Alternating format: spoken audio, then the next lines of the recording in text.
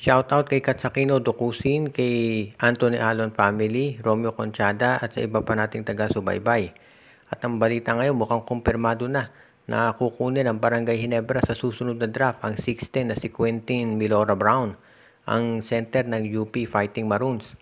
Dahil ang balita natin na dito sa mga lumalabas sa social media, gusto raw nitong si Brown na maglaro either sa San Miguel or sa Barangay Ginebra. Dahil kinukonsidera raw na ito na yung mga top team sa PBA at hindi naman nakapagtataka na siyempre gusto rin siyang makuha ng Barangay Ginebra. So, paano nga ba yan mangyayari? Well, ang magiging susi dito sa Barangay Ginebra para makuha itong si Brown ay ang Terra Firma Jeep. Ang Terra Firma ngayon ay malamang na maging number 1 sa pagkuha ng draft pick sa susunod dahil ang sama ng kanilang record. Actually, halos taon-taon naman number 1 draft pick ang Terra Firma. Pero pinamimigay nila yung kanilang mga draft picks dito sa San Miguel o sa Ginebra. Kaya malamang ganyan ulit ang mangyari dito. Malamang number 1 sa draft pick itong Terra Firma, number 2 Blackwater, number 3 Phoenix. So kapag ganyan na sitwasyon, kukunin ng Terra Firma itong si Brown at kapag nakuha na nila ay ititrade yan dito sa Barangay Ginebra. Ang tanong, sino naman kaya pwedeng kapalit dito si Quentin Milora Brown?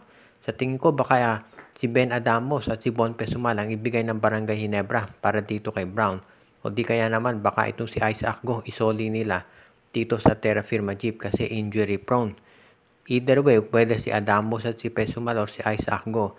Ang mangyayari ito si Quentin Milora Brown ay mapupunta dito sa Barangay Ginebra at siya ang magiging bagong project player na ito si Coach Tim Cone.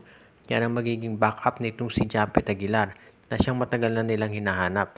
Yan nga ang dahilan kung ba't nila kinuha itong si Isaac Go dahil nga ito si Christian Stan Hardinger ay nag-request na ng trade.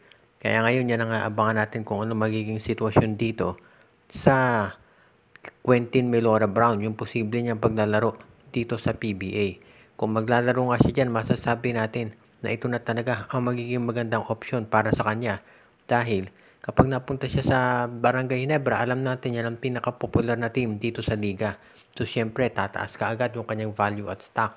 At, di ba, syempre, kung mapunta ka dito kay Coach Tim Cone, dahil syempre, magaguide ka ng pinaka-popular at pinaka-successful na coach dito sa PBA.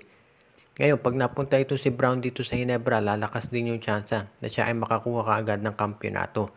Tandaan natin, ito sila Nards Pinto at Jared Dillinger, ba't ba yan lumipat sa Ginebra?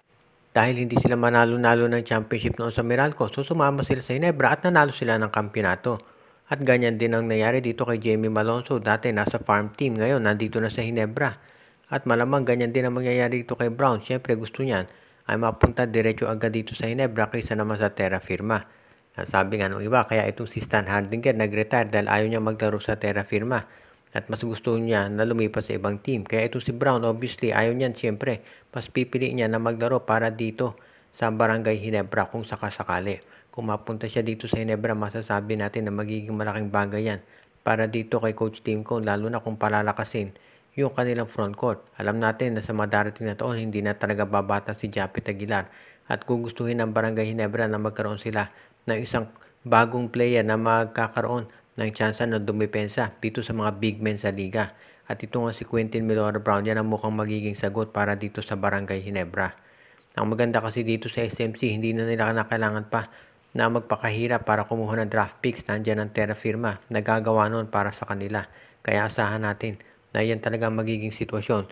Kapag nakuha ng Barangay Ginebra, itong si Quentin Milora Brown, talong lalaki yung tsansa nila in the future na lumakas pa.